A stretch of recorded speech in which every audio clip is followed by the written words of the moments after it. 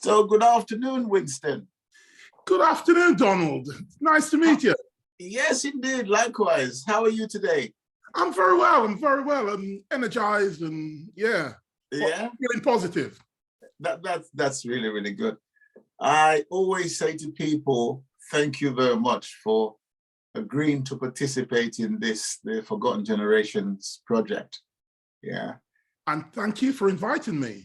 Oh, you're more than welcome. We need stories of people like yourselves and others to actually make this work. So I'm really, really made up that you've actually agreed to do this. So we're going to go ahead and I'm going to ask you some questions. You just, relax and answer them as best you can, how you want to. Sure. And all of that going forward. Yeah. So I'm going to start really with, where were you born, town and country? Okay. I was born in St. Mary, Jamaica. Okay.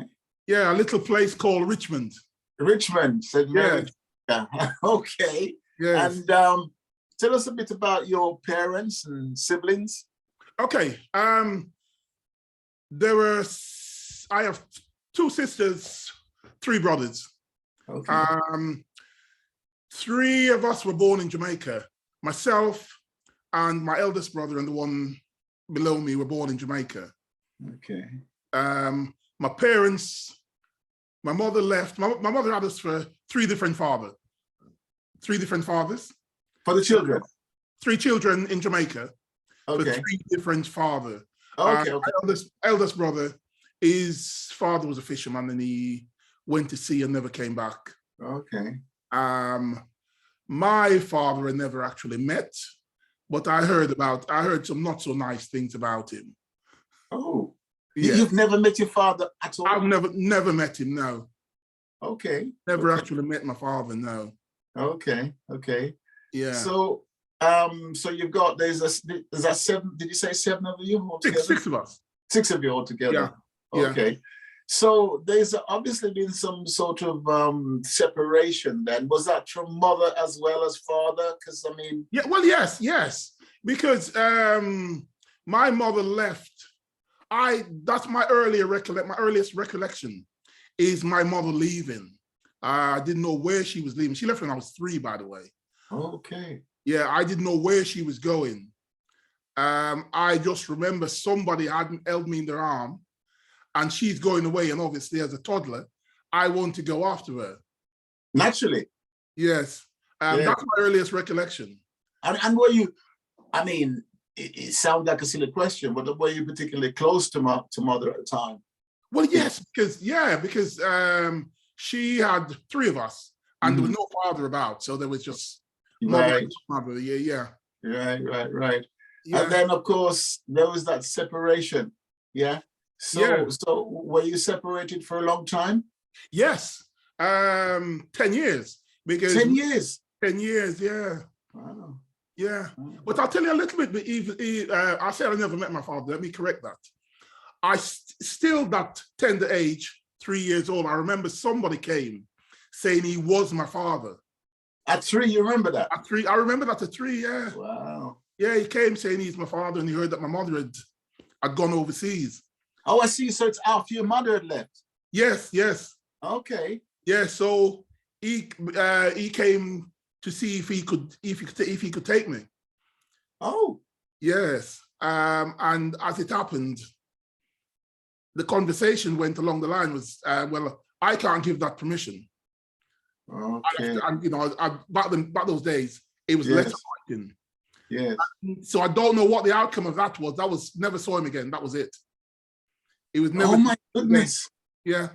Wow. And did your guardian or whoever else never talked to you about your father? No. So that's no one interesting. has ever mentioned him. No one has ever mentioned him.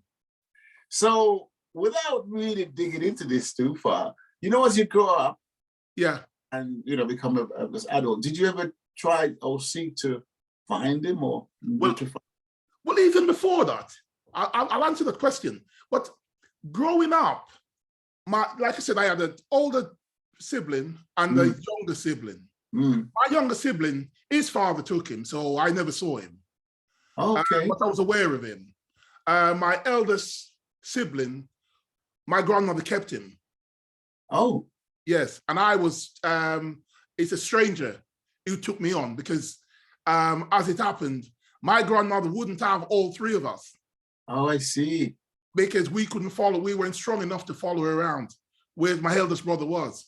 I see. So yes, and my youngest sibling, his father was happy to take him, but I had nowhere to go. So I was the one who was gonna stop the progress. So yeah, so a friend of my mother decided to take me on. Oh, so he's a friend of your mother. Your mother.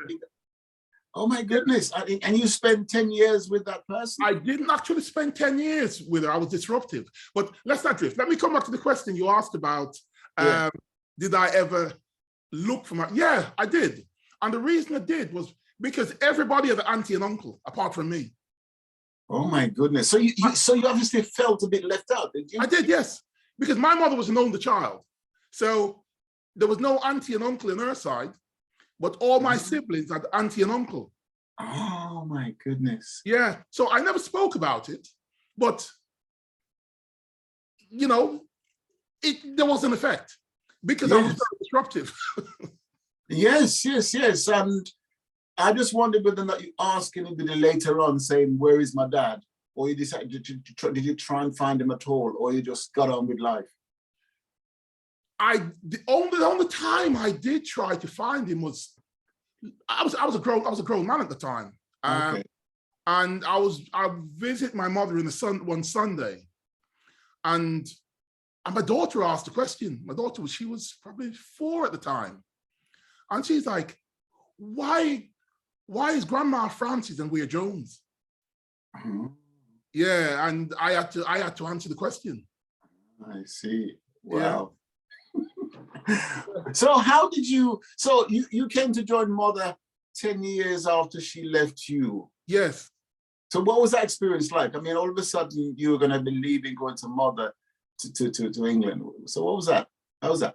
You know what? I was used to being thrown around because the person she left me with, for whatever reason, I ended up with my grandma, and then my grandma didn't want me, so I ended up with my grandfather, and I was toing and froing like that all those years. Really? Yes, I was never in one settled place. Goodness. And looking back, I have to admit, it was part of my rebellion. When I rebel against the friend, she said, well, you better go to your grandma. I went to my grandma and I rebelled. You better go to your grandfather. And I guess, thinking about it, I think I was looking for a male in my life, a male model in my life. And I understand that. And my grandfather was that, to be quite honest with you, because if I look at what I've done later, my grandfather was a cricketer. He loved cricket. Okay. And he always talked to me about his cricketing experience. And I was a pretty decent cricketer myself, all because of grandfather. Oh, right. Yeah. That's very, very interesting. So you spend a certain amount of time with your grandfather. Yes. Yes. And were you with your grandfather when you left to come to England? Yes. Okay. Yes. And all of a sudden one day you were told you're going to England. Is that how that worked? Yeah. And really? It was weird. It was weird because at first I was happy. I was happy at first, because I wanted to know who my mother was, because I had no idea what she looked like. You see pictures thrown about the place. Yes. And my I remember there was a lady who used to pass the house daily. And my grandmother my grandfather's wife used to say to me, she looks exactly like your mother. And I kept that image in my head. As you would. Yeah, I kept that image in my head, yes. Wow. So you were sent for by your mother and you arrived in England. Yeah. It was, like I said, I was excited, going on the plane and, but before I was quite emotional before I went to the plane, to be quite honest with you. It was just because I just felt like I'm never going to see all these people again. That was the thought, it was very sad. Yeah, granddad, that you had some sort of a closeness with, Yeah. because because it's like he's your dad as well as your granddad as well as everything, isn't it? Yes. Because, and he spoiled me. You know, he was so happy when I came to live with him that I couldn't do no wrong. oh my So goodness. he spoiled, in a way, he spoiled me. Well, that's typical grandparents, isn't it? So when we actually landed in England, and you know, it was no deal, to be quite honest with you, because we were coming to Manchester and we landed at Heathrow, and I seem to remember there was some delay or something of the sort, and I just remember hearing our names over the tannoy every 5 minutes. You know, I guess they were relaying the message to my mother waiting for us in Manchester that the flight were delayed. So we got on the flight to Manchester, and this lady came out, and we handed over to her. Yeah. So I mean, what time of the year was that? Was it spring, summer, autumn, winter? Okay, so no snow on the ground then. And all no snow on the ground. No. It was no snow on the ground. It was there was plenty of rain though. So that first meeting with mother, what was that like? I don't recall that it was emotional or anything like that. She was a stranger. Yes, so there was no immediate bonding or anything like that. No, there was she was a stranger. Really? Yeah, she was a stranger. Did you ever bond again over time? Do you feel that you've ever bonded over time? No, not really. Interesting. Yeah, not really. Because it's difficult, isn't it?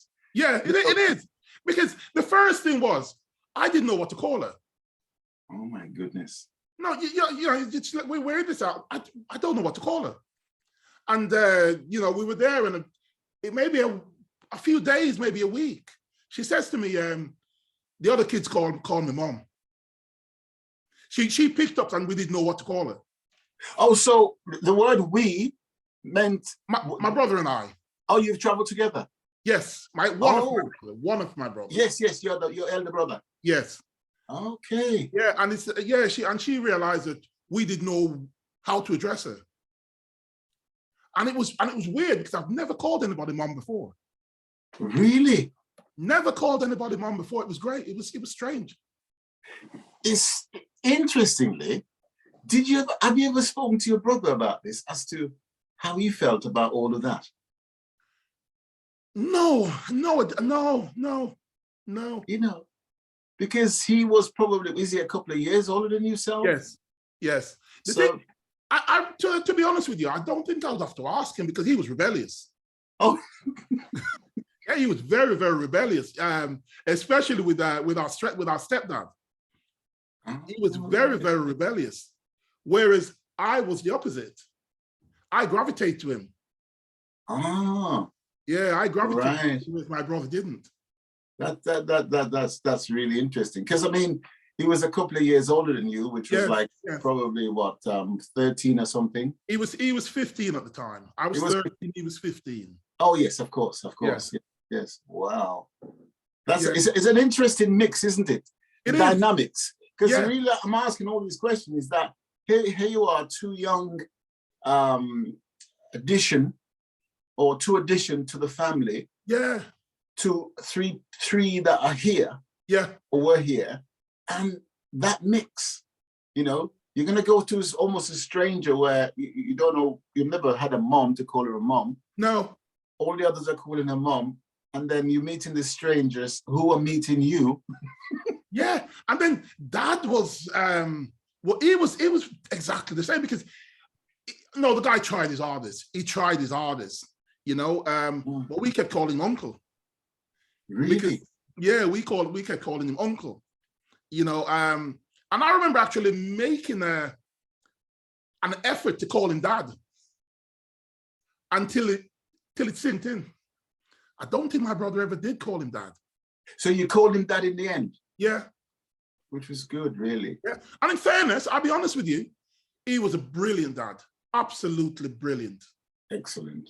Absolutely brilliant. So what about the other children? How did you get on with them?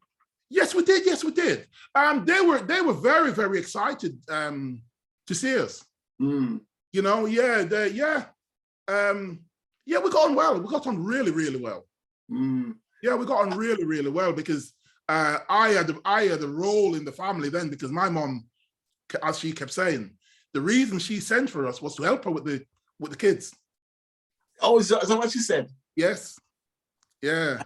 How did your brother fit in that role? Because I think you probably fitted in okay. How did he? I fitted in okay. He didn't. He didn't.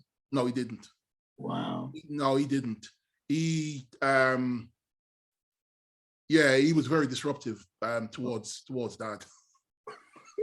So you came here and obviously got to go to school and all that sort of thing. How was that for you, that kind of experience? Well, it was easy because we had the summer. We had a long yes. summer holiday, Yeah. you know, where I didn't think about school. You know, we integrate with the local kids and Yes. and when it was time to go to school, it was pretty easy. I already had my friends. Okay. Yeah. So what was school experience like for you? It was great because I love sports. I mean, credit to my granddad. They started a cricket team courtesy of me. Oh, really? Because I love cricket, and they started a cricket team because I was there. Okay. Yeah. So school was great. Academically, you know, I didn't root up no trees. Did you plant any? Yeah, planted a few, but they didn't root up any. Yeah, but you see, because I was popular in school because of sports. Because very early on, even before I went to school, my dad took me to a boxing club. So I started, because I love boxing. I used to listen to boxing with my granddad on the radio. You know, we used to sit by the radio listening to the boxing. All right. Yeah, so I wanted to be a boxer. So my dad quickly found me a boxing club. Really? Yeah, and that, you know, as I said, it was great. It was great. So did you have any other ambitions other than sport in terms of profession, you know, during school? No, I was either going to be a world champion at boxing, or I was going to be the next great fast bowler. Really? Yeah. And that was it? That was it. So what did you end up doing? I ended up baking, and that came through boxing. Because while I was at school, I was doing schoolboy boxing. And there was a company, a bakery in Stockport sponsored my bout. And they got talking to me, you know, I was a token black boy, you know. Yeah. And we were Stockport, there weren't many black people at the time. So I was a token black boy. And they started talking to me, and they offered me part-time work. Saturday work. In a bakery? In a bakery, yes. And from there, I finished school and went to work for them. All right. And they sent me to college. Well, that was kind of an opportune thing, isn't it? It was, yeah. Wow. Yeah. So how long did you stay there for? I stayed with them for 8 years. Okay. I stayed with them for 8 years, but then I'm one of these people, I always want more. Whatever I'm doing, I always want more. So I conquered the baking now. I got my qualification. I wanted to be a chef because chefs were trendy. Oh, okay. And the reason I wanted to be a baker, I remember this old fella, there's always this old guy, you know, wherever you work. Yeah. And this old man, he said to me one day, he said, you know, in the olden days, the baker was the village idiot.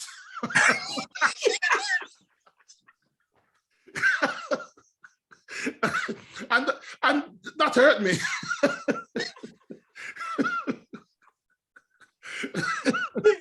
Yeah. Wow. The baker was this person in the community who couldn't do anything. So they just throw him in the bakery to bake bread. And I'm thinking, I was hurt by that. So from that day, I wanted to be a chef. From bakery to be a chef? Yeah. Did you become a chef? Yes. Okay. Yes, I went back to college. And yeah.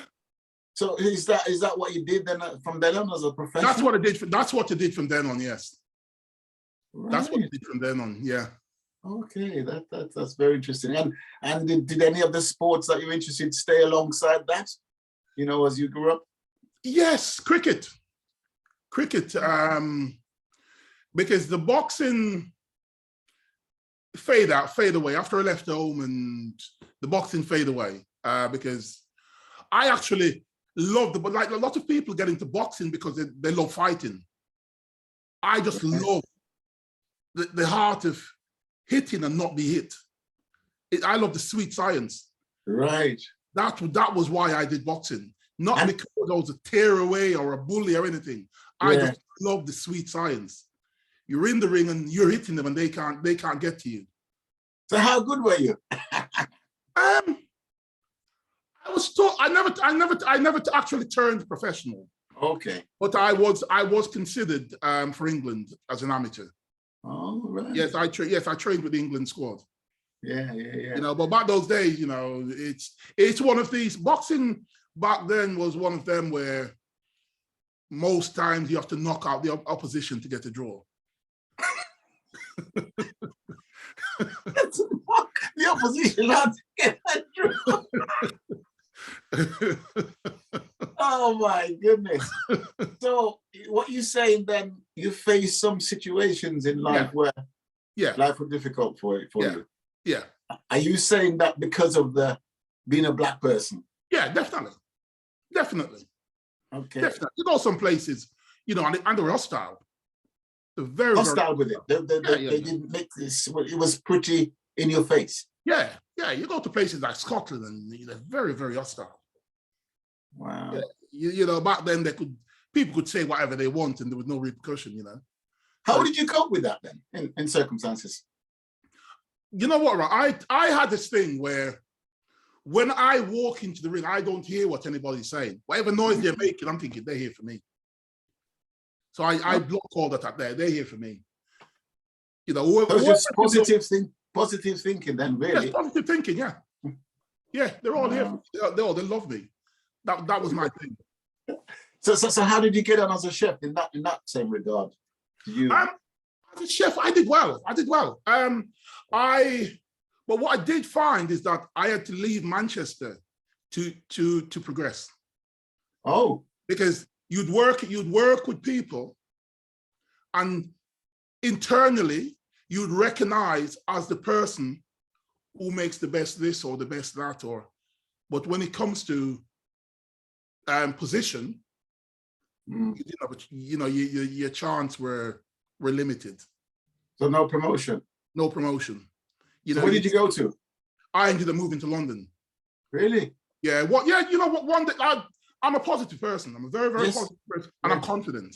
So one day, I was talking to my missus, and I'm saying, I was fed up. I applied for a job and didn't get it, and I knew I was more than qualified for it. So I just one day said to her, I said, you know what? I'm better than this. And I sat down and I put my resume together, and I posted it in a catering journal, and my phone never stopped ringing. Really? Yeah, my phone never stopped ringing. I went to London, took a day and went to London, did about 4 interviews and got 4 offers. And it was just a case of, who do you want to go? Who do you want to work for? Really? Yeah. And I went to London and I prospered in London. Yeah. Did you stay in London a long time?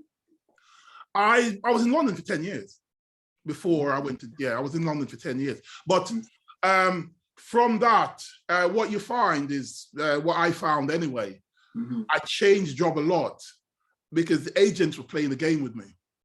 They knew I was good, and they'd place you here. And as soon as they get their money, they want to move you again because they know they can sell you. Oh. And I was driven by the salary. So that was exactly how I ended up with. I actually drifted away from chefing to in-store baking, because in-store baking was the in thing at the time. All right. So it's like a big one of those stores or something. Yeah, supermarket. Yeah.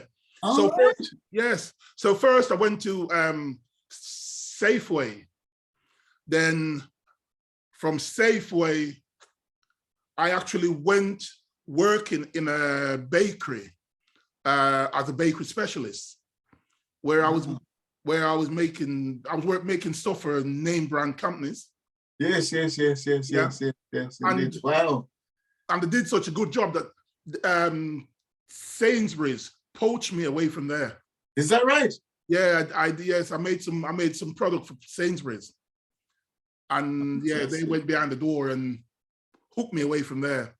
And I was with Sainsbury's, and I progressed with Sainsbury's because I was one of their top bakery managers. Wow. Till I became a store manager.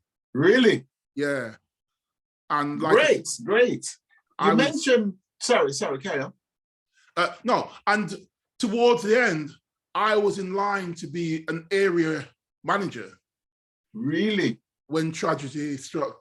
Yes. Okay, before we possibly go down that road, yeah, you mentioned children. Did you say children? You've got children? I've got 5 children. Oh, okay. Yeah. Okay. And I was 3 girls and 2 boys. Okay. So are they culturally linked to your background in terms of, your heritage? The girls are, yes. The girls are. The girls were the older ones, so they are. Yeah, because I got divorced when my eldest son was probably 3.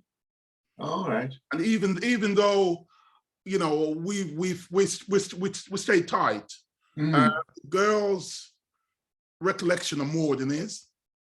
Okay. Whereas the cultural thing, the Sunday rice and peas thing, the girls still do that, and that kind of Yeah. So have they had the chance, any of your kids, to go back to Jamaica, to go to Jamaica? My 2 daughters, my 2 daughters went back. Right. 2 daughters, yeah. One of them, my eldest daughter, she's now married to a Jamaican.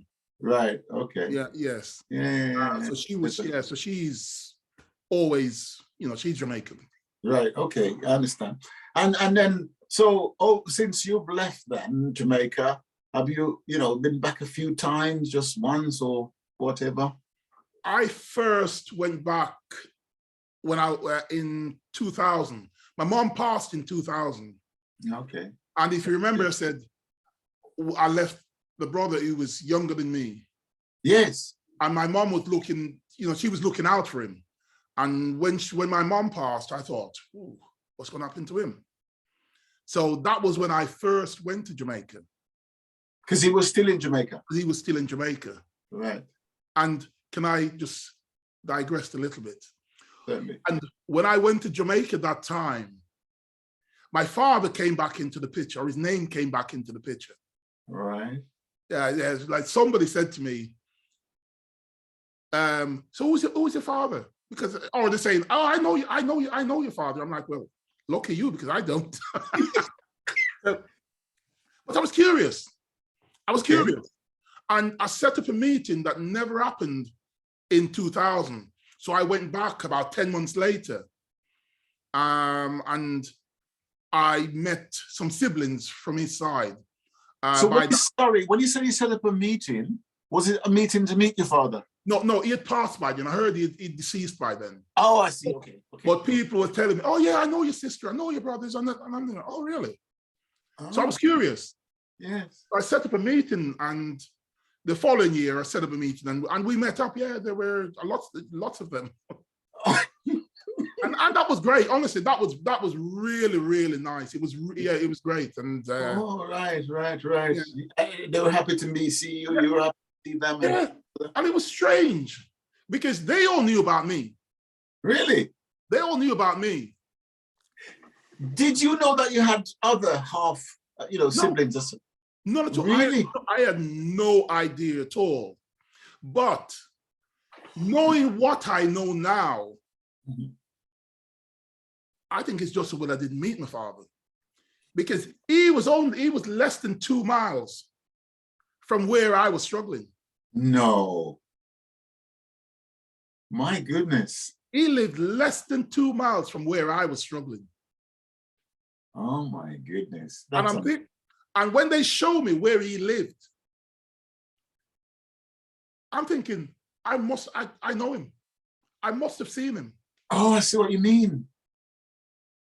Wow. Yeah. Because they didn't like have a picture of him or anything that No, nothing at all. Nothing at all. I've never seen a picture of him to this day. Wow. Are you still then in contact with your siblings in Jamaica then? Yes, yes. That's really good, isn't it? Yeah. That's really Yeah, because good. as far as I'm concerned, they did nothing wrong. No, not at all. Not at all. Yeah, they did nothing wrong. So yeah. So you visit Jamaica every time you go out, you see them and yeah, I see them every time, yes. Yeah. So yeah, was everything always smooth going to and from Jamaica? Yeah, it was. Yeah, it was till 2005. Oh, really? It was till 2005. Okay, because sometime shortly before that, they changed the regulations where Jamaicans need a visa to travel. Okay. Now, when I first traveled to Jamaica, I had to apply for a Jamaican passport because, I have a clue where my passport had gone. My mom, so I just apply and I traveled just on a Jamaican passport. I had no problem. But then there came a point where I knew that I need indefinite leave to remain stamped in my passport. So let me just ask you here then. You say you apply for a Jamaican passport. Does it mean that you didn't have a British passport? No. Okay, yeah. I never traveled. Jamaica was the only place to travel to. Okay. I need the passport. So before I went to Jamaica, I was in London at the time, so I went up to the immigration center in Croydon to get my indefinite leave to remain stamped in my passport. Okay. Yeah. And when I got there, they said to me, "You're not on the computer." Right. Because you came before computerization. So how did you? I'm sorry to laugh. It's like saying to you that you don't exist. You don't exist. Yes. However, the person I was talking to, the agent I was talking to, he went to his colleague to ask, and his colleague said, "Yes, I had one like this last week. You have to go into the archive to find their document." Oh. Yes. They're not on computer. You have to go in the archive. Oh my goodness. Yeah. So is that what I did? No. He decided he didn't have time to go in the archive. So he recommended the best thing for me to do is to travel to Jamaica. And when I get to Jamaica, just run over to the British Embassy and get a returning resident visa. And did that work? No, it didn't. No, it didn't, because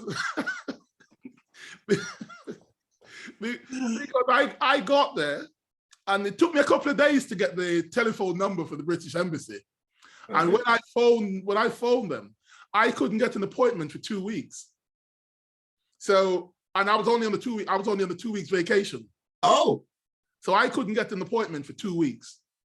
So I just thought, okay, I've got my ID on me and everything. I've been traveling. I've traveled before. I've been traveling up and down for the last 5 years.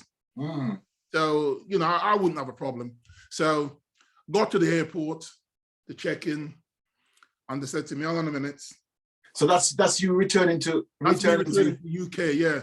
Yeah. They looked at my passport and they flipped the page and they said there's something missing here, and they called the supervisor. Supervisor come and say, you need a returning resident visa. This doesn't say you live in England, so we can't let you on the plane. So I'm like, what do you mean? So no, we can't let you on the plane. And they made it sound so simple. No, but that's okay. We've had this before. Just go over to the British Embassy. We'll change your ticket. Go over to the British Embassy tomorrow, and when you get your visa, give us a ring and we'll book you in a flight. Well, again, it was 2 weeks because you can't just go over there. They don't allow you in. You have to phone and make a telephone appointment. Wow. And a telephone appointment takes 2 weeks. Oh my goodness. Yeah. So I was stuck in Jamaica for 2 weeks. I was panicking. Oh God, what am I going to do? I'm stuck in Jamaica for 2 weeks. I've got to go back to work. You know, I've got an important job here. You know, I've got to go back to work. Well, you know, how is this going to look when the manager doesn't, you know, go on holiday and don't come back? And I'm like, wow. So I went over there 2 weeks later, and I had my driver's license, photo card driver's license. That time, not many people had a photo card driver's license, but I did. I had a few wage slips in me, and they say, "What ID have you got?" Gave them a photo card, showed them some wage slip. Said, "That doesn't prove anything. Criminal can get these." Is that what they said to you? Yeah, criminal can get these. That don't prove anything. So I'm like, so what do I need? It's not my job to tell you. Are you kidding me? No. So you asking them the authority, what do you need? And they say, yes. So whose job was it then to tell you what? That's incredible. It's not my job to tell you.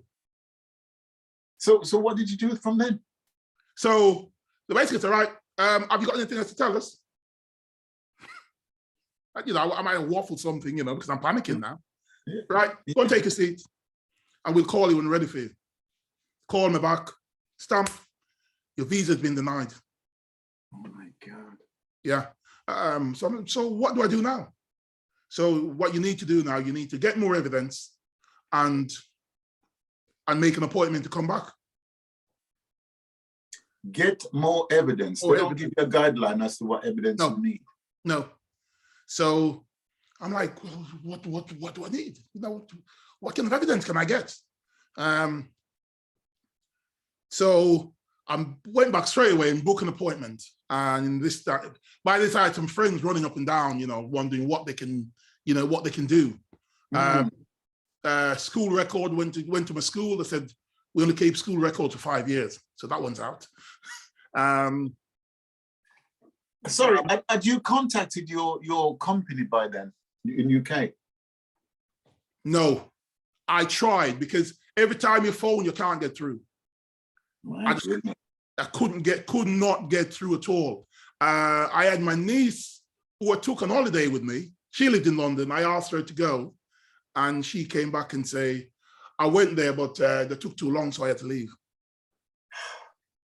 Yeah. Yeah, sorry, carry on. Yeah. So I think I got a copy of my marriage certificate, but it came too late. So I literally went back with nothing, just with what I had before, because the marriage certificate came too late. A copy I was divorced by then, long divorced by then, but we managed to get all of her marriage certificate, and that probably came 2 days after the interview. Okay. So all I had still when I went back is my driver's license and my 2 wage slip, which criminal can get. You know, but I thought, well, I'll have a better story, and I maybe compose myself and you know, explain myself more eloquently. But you're not allowed to, because they only ask you closed questions. Oh. So the only answer you can give them is yes or no. You can't deviate from yes or no? Nope. And if you try that, they shut you down. I didn't ask you that. Oh my goodness. Yeah. It was very, very, yeah. But you know, the funny thing is, this time I was talking, this was a Jamaican who was interviewing me this time. Okay. But she didn't have the final decision. So she finished with me, and she goes, I'll do my best. And so she went to her superior, and I could hear her going mad in the back. Really? She was going mad. You lot are taking the piss. You can tell this man being there. You know, this man has got a broad British accent. How can you deny him? Yeah, she was going absolutely mad. And she actually, after they stamped my passport, she actually came out and sat down talking to me and saying, you know, she was geeing me up. Come on, you got to get your people working. You have the people up there. Put them to work. You know, get recommendation, get this, get that. You know, and she was really good, but she was going mad. Oh my goodness. Yeah, she was going mad. So that stamp your passport again, denied. Yeah. Wow. And the trick there now is I'm not allowed to go back for 6 months. Oh. Yeah, that is it. So from they stamp your passport, you weren't allowed back for 6 months? No, you have 2 goes, and then you can't go back for 6 months. Which obviously you didn't know in advance. Sorry? No, I didn't know. No, I didn't know in advance. Oh my goodness. So how, I mean, before we go any further, how were you feeling at this time? I mean, what's going on? Numb. Absolutely numb. Absolutely numb. And sorry, accommodation. You know, you're not planning to be there for anything. No. So, you know, what happened there? Right, accommodation. I was staying with I was staying with a young lady in a, you know, it was temporary. Yeah. The arrangement was, look, it's only going to be a few weeks. You know, the place is not comfortable, but come and stay with us. Right, okay, so I stayed there. And now it's going to be 6 months. Yeah, that's all right. That's all right. You stay for 6 months, you'll be fine. But when the money wasn't forthcoming, it wasn't okay. You know, she asked me to leave, and that was in the 10 years. That was the lowest point. 10 years. 10 years you stayed there. No, not with her. No. But in my 10 years, it never got lower than that. Because let me describe. Let me try and paint a picture of this place I was staying. She had 5 children in a 2-bedroom accommodation. Oh my goodness. She had 5 children in a 2-bedroom accommodation. When you go to bed at night, you can see the stars. You know, when it's raining, we have to put a bucket between us.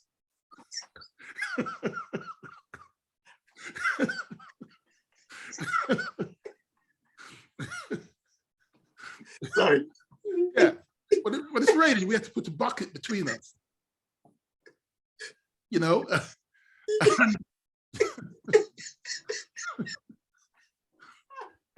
Sorry. And I got kicked out. I got evicted from that.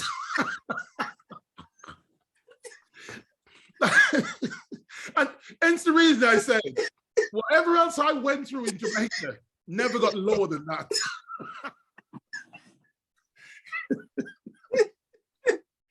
Oh my goodness. So you then had to find digs elsewhere. Yeah. Yeah. So lucky enough, the same lady, her brother offered me a room. Okay. And you know, like I said, that a lot of Jamaicans are money orientated. Yes. Yeah. So eventually, money would have come between me and him again. You know, and yeah. And to be honest with you, I just went back to to base, because I was just moving from here to there to there to there to there in the entire time. And not earning anything? No. And funny enough, right, I was confident that I would be able to get a job. I was very, very confident. You know, I'm confident. I'm a good chef. I'm a good baker. You know, I could be a pastry chef. I could be, you know, so I was confident I could get a job. But you'll find that when you approach these hotels, or mainly hotels, they don't take you serious. Why? You've got an English accent. Your English accent went against you? Yeah. You got an English accent. You don't need the money. Oh my goodness. You don't need the money. And you know, so that I'm one of these persons. Whatever happened to me yesterday, it can only get better. So you're a positive person? Yes. I wake up every day and I literally tell myself, today is the first day of the rest of my life. Wow. I literally tell myself that. I repeat these things every morning. Oh my goodness. Today is the first day of the rest of my life. That is good. That is good. And good. Yeah, and positive thinking took me through, because there was a basic school up the road, and you see children not going. The primary schools, you see children not going. And I gravitate to this little boy. Mm-hmm. And I'm like, what? So why are you not going to school? My mother don't have the money. And whatever little money I have, I would say, I'd say, right, well, you're going to school tomorrow. Okay. Yeah, you're going to school tomorrow. And it got to the point where after school, he'd come to me because whatever I have to eat, he would eat. All right. And it got to the point where it was something to do with his report from school was terrible. But how could it be anything but terrible? He's not going to school. Mm. And he never had, the children in Jamaica, they have to pay for their textbook. I'll see. And he's never had a textbook. He's never had a textbook. Never had a textbook. So I got whatever little reading material I have, and it's not just him, it was a few of them. When they come to me, I start teaching, I start to teach them word recognition. Also, so from that one, yeah, others became, and each other started to help them. Yeah, I started to help them, yes. That in between that, my daughter visited me and left me a laptop. So, it becomes a homework club.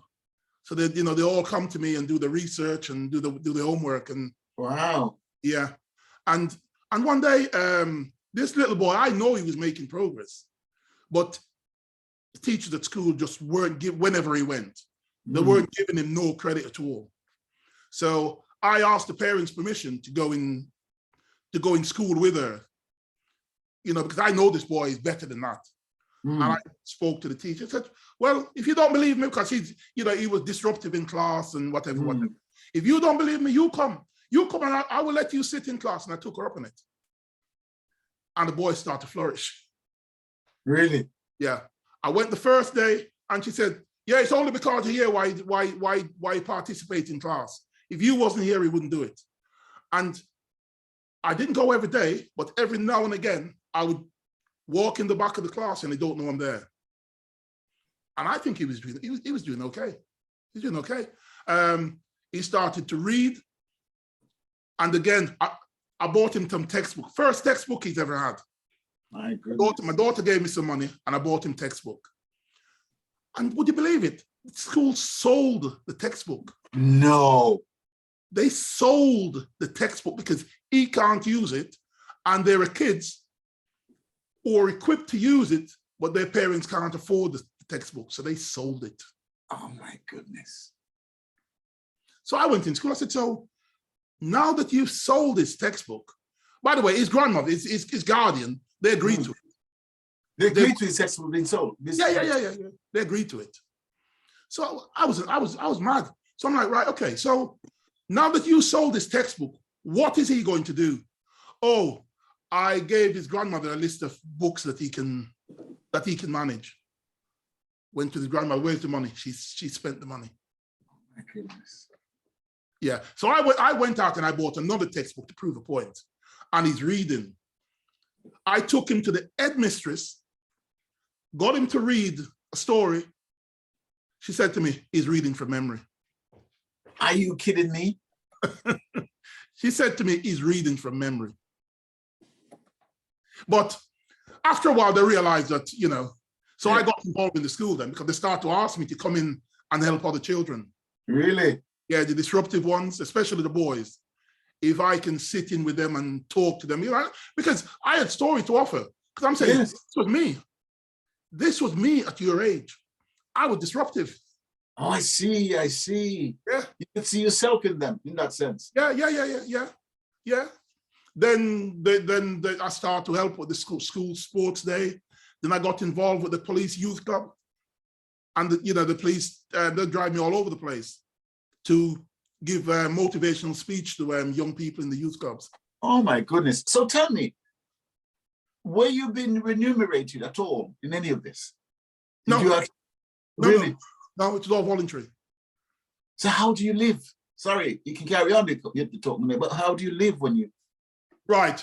I come from a very close cricketing community and they would help me out. My two sisters, they'd send me a little bit of something here and there. Okay. And you know, and because and it helped that I'm a chef, so I can put a menu together for next to nothing. All right, okay, okay. So as soon as I get some money, I stock up on food because I don't know where the next one's coming from. Right. That's some experience, that is. Yeah. Wow. Yeah. So you carried on doing this sort of charitable endeavor. Yeah. So how long did you stay in Jamaica? I stayed in Jamaica for 10 years. 10 years. I stayed in Jamaica for 10 years, yeah.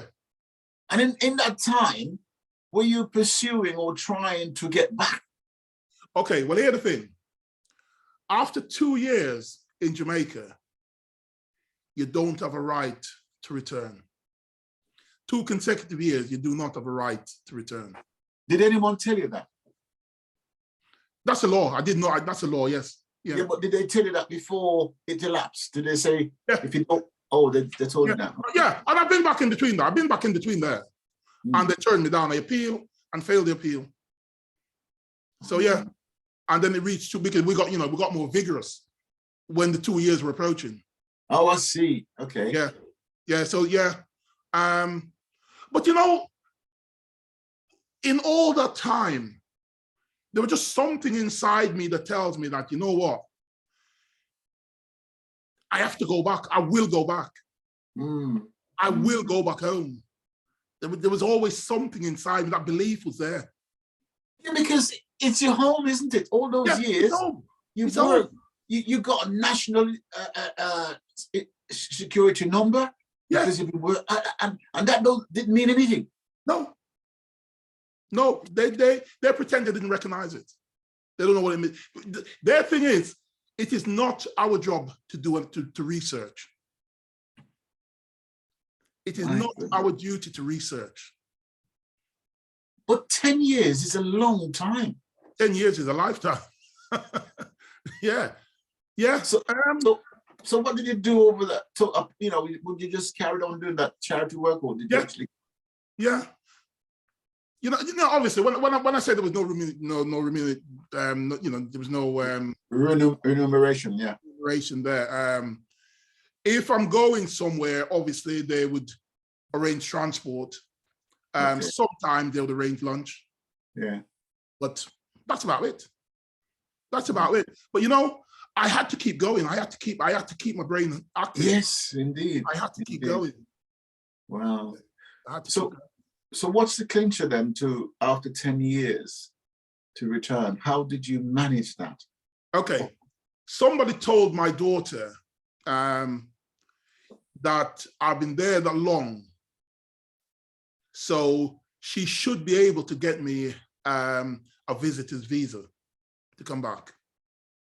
Right. So when my daughter came up with that, I rallied, and the schools all the charity work I've been doing, I get recommendation from I make sure I get recommendation from high places. Right. But I had to come as a tourist to say, I am going to return to Jamaica. Oh, I see. So yeah. And did you have to give an address over here to say, this is where I'm going to stay with, all that sort of thing? Yes. And was it an invitation from them for you to come? An invitation from my daughter, yes. Oh my God. So I had to come on an invitation. That is amazing. Yeah. And that clinched it. That clinched it, yeah. Because listen, the moment I got on that plane, I knew I weren't going back. you know, it's like the barrier came down, and all this barrier I was putting up that I'm doing okay. Yeah. You know, all the rubbish came out. No, you weren't doing okay. You were struggling. Yeah. You know, you were struggling. And I just decided I am not, even before I went in the house, I dropped my passport down the grid.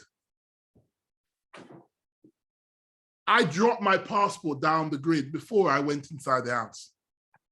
My goodness. I knew I would, listen, there's some way, somehow, I'm here now, I know my way around, and I'm going to find a way to get myself straight. Yes. I'm going to find my way to get myself straight. And you had to get that positive mental image in your head to say that, Yeah. it's going to work out. Yeah. Yeah. I went to the first few lawyers I went to, where they give you that free 20 minutes. They wouldn't take my case. They wouldn't take my case. No, look, you're on a 6-month visa. When you're 6 months up, I recommend you go back and then you reapply. You start all over again. Go back to where? Go back Jamaica. To Jamaica. Really? Is that what they advised you? Yeah. Yeah. You're a tourist. So you need to go back to Jamaica. So after all those years living here, having your children, working, managing with a social security number, you're a stranger. Yeah. Amazing. Yeah. Have to go back. Then I met one guy who, I went to a few who took my money, and said, oh, I'll try this and I'll try that, and come back to me, no, they'll turn you down. They've turned you down. So then I met one guy who said, right, we need to go to the European Court of Human Rights. And I'm like, okay, that sounds good to me. Yeah. Paid him a lot of money to get the ball rolling. But before we could get to date, he wanted another sum of money. Okay. And I just thought, no, I'm not paying it. I couldn't. No, it's not that I'm not paying it. I couldn't afford to pay it. Right. It was a lot of money. It was a lot of money. And and if they turn me down, that money's gone forever. Yes. Yeah. Because I remember when I first came back, my friend said to me, he said, look, make sure you have a bank account in Jamaica. And any money you get, put half in there. Because you never know when they're going to throw you out. And I remember that in my head, and I couldn't pass over that money to the solicitor for him to tell me at the end of it that you've got to go back, they've turned you down. Right. Yeah, so I went on the ground. I went on the ground. I was doing my thing. I was, because funny enough, I'm gonna say this. I talk about first when I came here, my stepdad. When my mother enrolled me in school, she didn't enroll me as Winston Jones. Really? She enrolled me in her married name.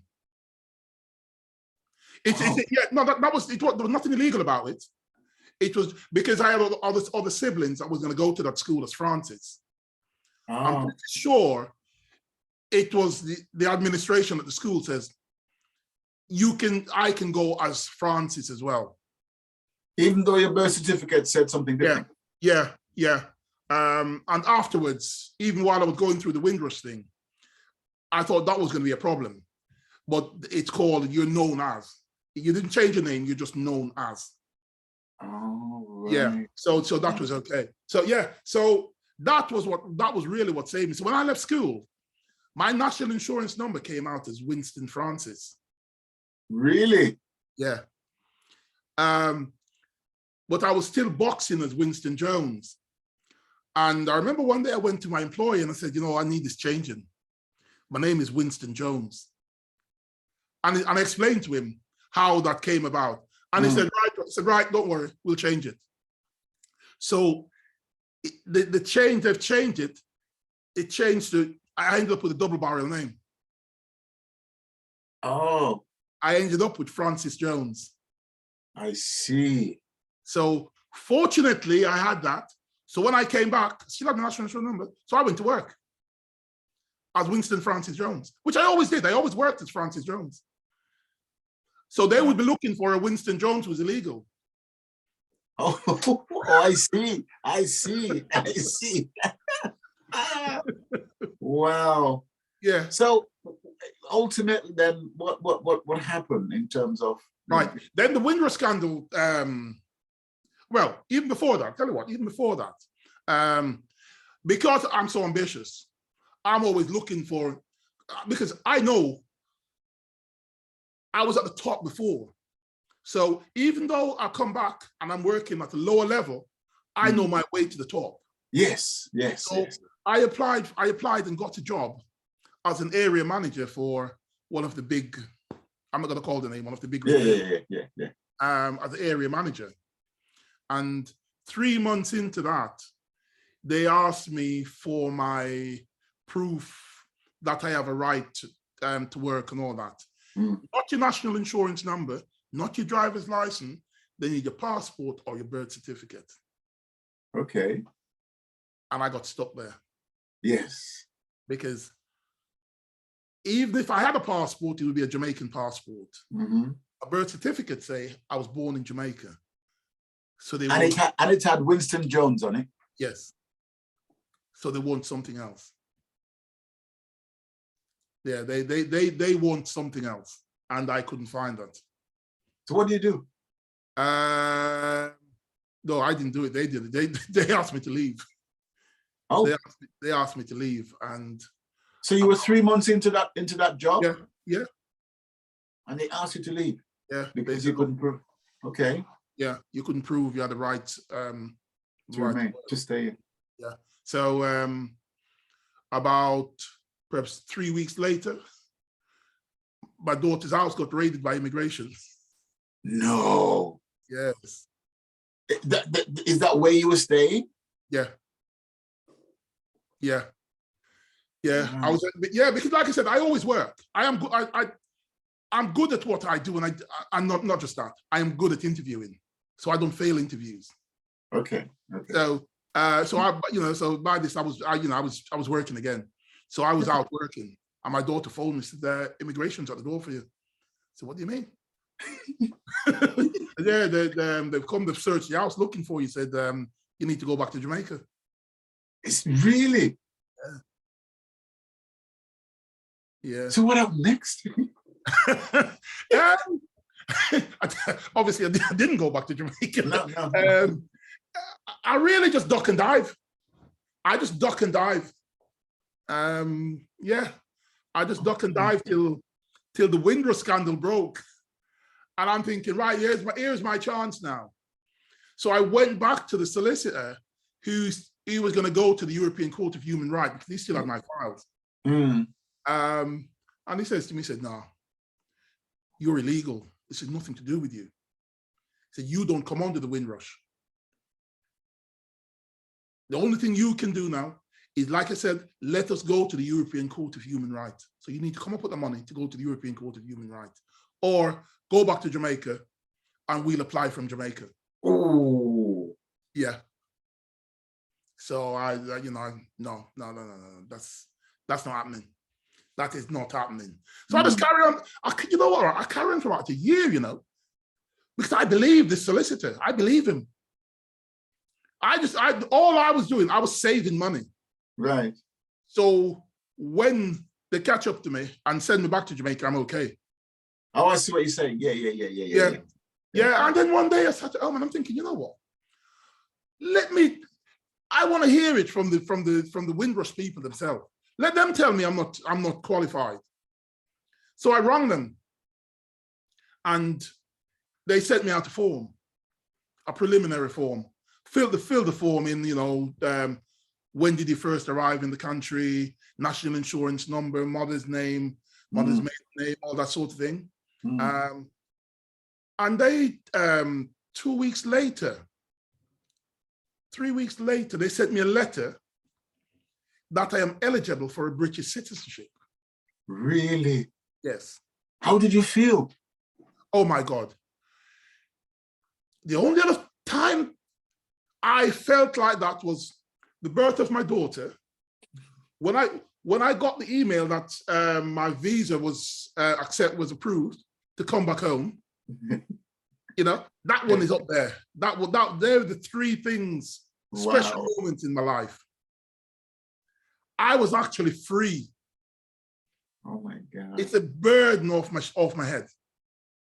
I just felt light. I felt like I've lost 10 stone in weight. So did you apply immediately then for some citizenship? No, they sent it.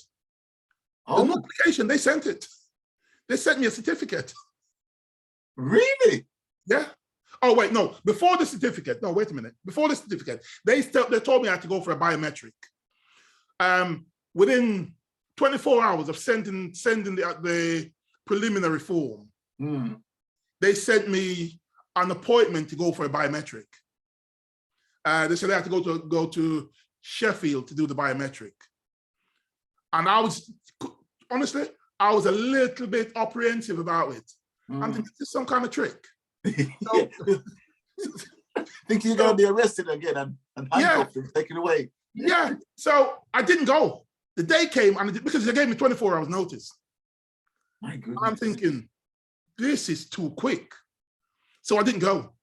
And I'm sat there the day and I'm thinking, I should have gone. I should have gone. So I rang the number on the letter because it stated that if I couldn't make the appointment, I can reschedule. Okay. So I rang up. I looked at the address and it said Liverpool. And I know some naughty thing goes on in Liverpool with immigration. So I was actually shocked when I rang the number and it says Windrush. Oh. So I'm like, all right, they're linked. So I explained to them, that I had an appointment. I didn't tell them I deliberately didn't go. But I asked them, so what is this all about? What is a biometric? And they explained to me, oh, you got nothing to worry about. Once you got to biometric, they must have had this telephone call before. Oh, yes, yes. Once you got to, once you apply for your biometrics, they can't remove you. You're okay. So I'm like, right, okay. Still didn't believe. So I made an appointment for 2 weeks later. So 2 weeks later, I went to Sheffield, got a taxi from the train station. Taxi pulled up and I looked up immigration center. I'm like, oh my goodness. No way, no. Oh no. Oh no. It looked like a trap, right? It looks like a trap. So I got out the taxi and I went the other way. I didn't go in. I walked back to the train station, and for whatever reason there was a delay. There was no train back to Manchester for about an hour. So I'm sat there and I'm thinking no. And I walked back very, very slowly because I need to think. Very, very slowly. And I got there and I remember the phone call. I remember, what the person said to me, when they were telling me that, no, they can't remove you, you're safe. And I mean, so why immigration center? There's nothing good come out of immigration center. Of your experience, right? Yeah. People go to immigration center, next minute they're on a flight. So anyway, I got there and I walked in. And you know what? I'm expecting them to read me my rights. But they showed me where I need to go for the biometric. And I'm walking, I'm thinking, yeah, perhaps they're going to grip me when I go around the corner. They're waiting for me to go around the corner to grip me. So anyway, I walked in and I sat down for half an hour. And in that half an hour, I got up about 5-6 times to head for the door. And I'm thinking, really? I'm not going to make it. I might as well just sit down. They've got me now. That's a lot of stress, isn't it, really? It's a hell of a lot of stress. It's a lot of stress. I'm thinking, I'm telling you, stress. You don't know what stress is. I'm like, I'm not going to make it. I'm really not going to make it. And eventually they called me and, they did what they had to do. And I'm sat there waiting for them to tell me something else, we're detaining you or whatever. Yeah. And I'm sat there. She goes, that's it. I'm like, what do you mean? That's it. Yeah. You mean I can go? Like, yeah, you can go. Yeah, we've done everything now. You can go. And, I got up and I'm looking around, and I'm walking to the door. And even when I got to the door, I'm thinking, as soon as I touch the handle, somebody's going to tap me on the shoulder. but it never happened. Oh my God. Yeah. That level of mental stress. No, but there is a lot of mental stress because while I was in Jamaica, I had this reoccurring dream that I'm on a flight coming back home. But that flight never made its flight. It either crash or I wake up. Really? Yeah. Crash? Yeah. Yeah. Wow. And even when I was here, I still had that dream that I was going back to Jamaica. And I just want to wake up. And Oh my goodness. Yeah. Always. So, you know, oh my goodness, there's so much in what you just told us here, right? The 10 years that you spent over there, I mean, that's quite something. Bring it forward to now. Yeah. How is it, you know, mentally? And you feel totally free or? Yeah, no, I do. You know, I'm putting my, I came back and I really felt guilty for my children because they wasn't where they ought to be. Okay. You know, there was something missing. Right. You know, there was something missing. So and you believe that something obviously was you as a father. Yeah. Wow. Did you ever have the conversation with them to talk about that, to say what were they experience while you were away? Did you ever have that conversation with any of them? Yeah, especially with my son. We have the conversation because we're in business now. You know. Okay. I work with my son every day now. Oh, okay, excellent. Yeah, because the money we got compensation from Windrush. Oh, you got compensated for all of that? They gave, is it compensation? Well, that's a word. Yeah. People use to describe the situation because you can never be fully compensated for being away from your family. No. All that time, you just cannot bridge that gap. Yeah. So basically, we got some money, and they fell out with me because while we were guessing how much money we're going to get, and everybody going to buy this car and they're going to buy that and they're going to buy that, and suddenly the money came and I sat them down and said, look, we're not spending anything, we're investing. Okay. We're investing everything. Wow. Yeah, and they weren't happy. They weren't happy at all. So I went away, and I knew they weren't happy. Mm-hmm. And I phoned the ringleader. I phoned the ringleader, the leader of the gang, and I said to her, right, listen, you can either work with me and we invest the money, or I will give each of you X. Mm-hmm. And you do what you like with it, but when it's gone, it's gone. And they came back to me and said, oh, no, Dad, we was only joking. It was, they weren't. Yeah. So we set up a business that will help the community. We set up, we're helping, we set up, it's a recording studio. We do podcasts. We have a photo studio. And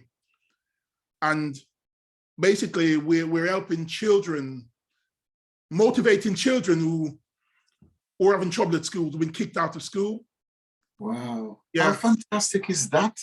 Yes. Because it's like you've always meant to do that, isn't it? When you look at your life journey. Yeah. So we're taking children who are struggling in school, have been kicked out of school. We try to get them back to a place where they'll be accepted back into mainstream school. So when you say you take them, is it you're talking about from an educational point of view? Yes. You're not housing them or anything? No, we're not. No, not at this point. Not at this point. Mm-hmm. We partner with charities. Okay. We're responsible for these children. So they bring them to us. So for argument's sake, the podcast. They sit down and they do a podcast, and that's part that goes towards part of the curriculum. That's really as communication concerned. They go in the studio. We do something with them called a mind dump. We get them to write what's in their head and go and record it. That's brilliant. Yeah.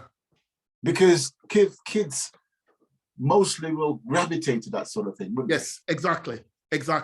So yeah, so we started in July, and at the minute we're fully booked.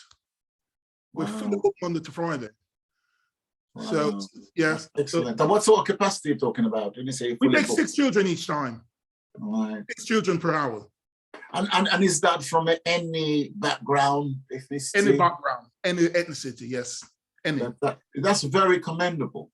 It's just there for the community. Yeah. So now we're in the process of getting ready for summer.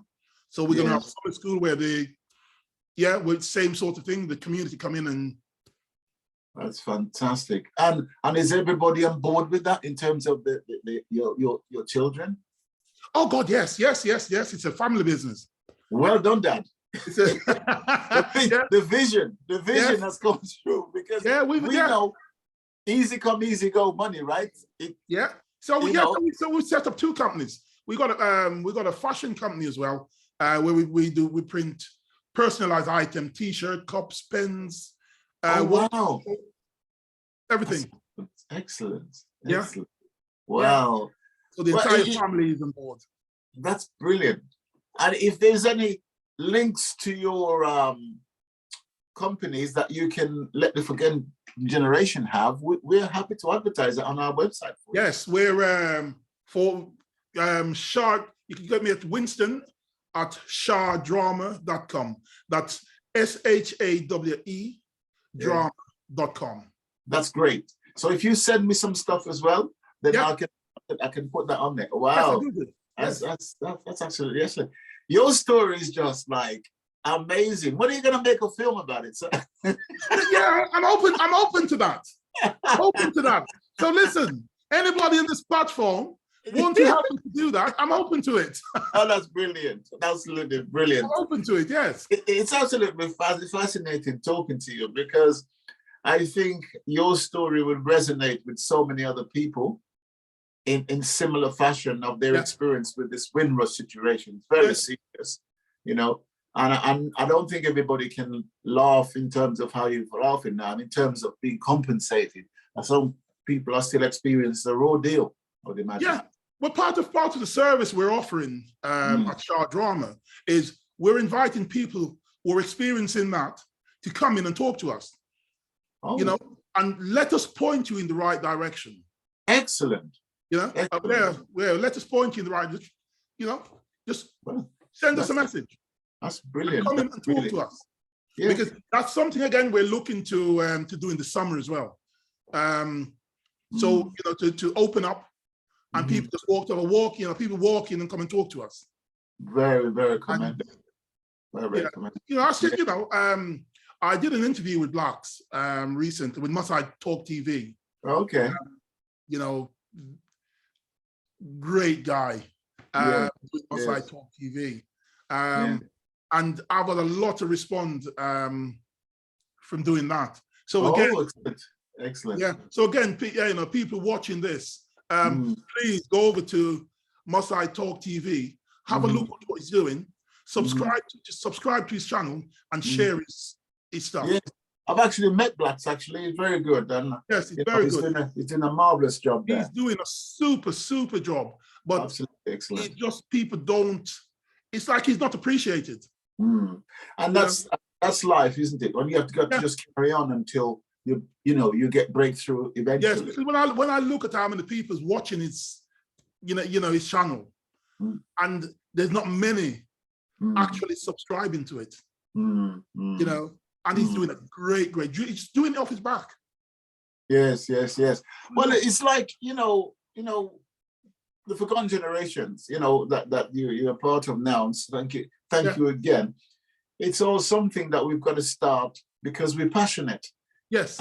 And we work, and hopefully as we go forward, it will go off in the directions that we want it to go. I hope it does, because when I first went onto your channel, the last generations, the forgotten generations, the forgotten generations. There was something that was in my face, because recently I sat down with some of my friends to do a podcast. We're born in the Caribbean, and the things that people were saying on the last generation.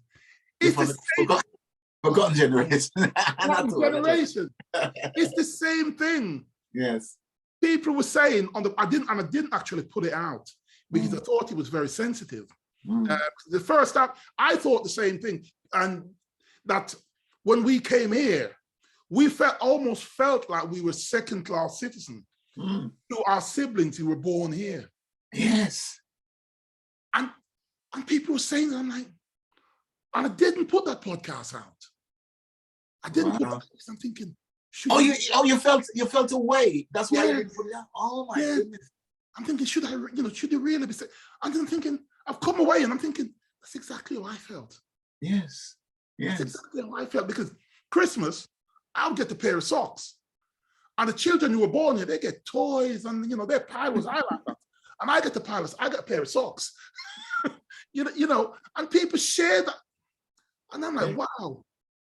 And that's why we do what we're doing, because we want this to be known, exposed to people. Yeah. And those people, especially who've experienced these things, to know that, you know what, it's not just you as an individual, it's happened to thousands of people. Yes. And the beauty about it, your story, is that you actually stayed positive and rose to the top to now be helping people. Yeah. Right? So the positive message is really what we want to get out there to people. Yeah. Yes. Fantastic. Yeah. When I had a tagline with the children in Jamaica, because one thing with Jamaican, everybody can dance. Everybody can dance. So when I did my motivational speech, I always end with, don't forget, you can't dance your way through life. Because, whatever else they can't do, they can dance. You see children, honestly, there's this one young lady I can think of who's mentally challenged. Who can't dance like her? Wow. And I'm thinking, how does she manage the coordination and the... Yes. Oh my God, can she dance? And they can all dance. But I just tell you can't dance your way through life. Yes. And that's why when your message goes out there of what's happened to you, all that you achieved and everything, that's a real positive message. So I'm going to say a big thank you for sharing that with us now. And, going... Yes. So just any questions that you want to ask at all, Well, yeah, what motivated you to start this? Because there is a need for it. Well, I'm listening to your story there, and without telling my story now, I'll do it very shortly. I was the same as you. My father left me when I was 4. My mother left me when I was 7. So 5 children being left behind. Yeah. And I didn't see my mother again until I was 13. So it's very similar to you. Yes. Right? Yes. But I've always had that bond with my mother. Right. Okay. My father was there. Yeah. But it was my mother. Right? So I wrote a book called The Path of Life. No, My Path of Life. My Path of Life. And when I wrote the book, I just took a chapter out, which is what happened to me. What happened to that young man when he was left in Jamaica? What happened to that young man when he's left in Trinidad? Yeah. What happened to that young man in Africa, maybe South Africa or Sierra Leone? Yeah. And what happened to the parents when they come to this country or wherever they go? So the big question mark goes in between the two. How did the kids get on? How did the parents get on? Yeah, because the parents have a story to tell as well. Exactly. So therein lies the forgotten generations who, beyond that, have contributed so much to society here and been forgotten about. Yes. So we, and I say we, because it happened to me, we suffered a double whammy, if you like, because not only did we get separated from our parents and go through trauma, some of us, right? Not everyone, but there's a lot of stories where kids did not have a good experience. Yeah. Right? Also, when the parents came here, they didn't have a good experience either. No. So when you do that and then you work and contribute, you have this double whammy where you've lost out on your childhood. The parents have lost out on that connection with their children. Yes. Yes. And yet later on, somebody said, oh no, we don't want you anymore. You've given us this, however, go back to where you come from. Yeah. So it's a double situation that you face that's so negative in life. Yeah. But we need to tell the story. Yes. And it's not generations of now, the future, right? Yeah. So it's not forgotten. So it's not forgotten. Yes. Yes. Yes.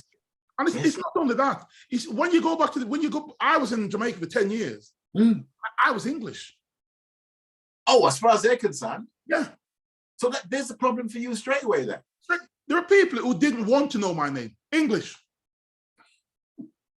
They didn't want to know my name. And they're back here, they didn't want to know you. No. Isn't that amazing? They come back here, they say, which country are you from? Yeah, and that's why. And the other part about why the forgotten generation exists is obviously military contribution as well. Yes.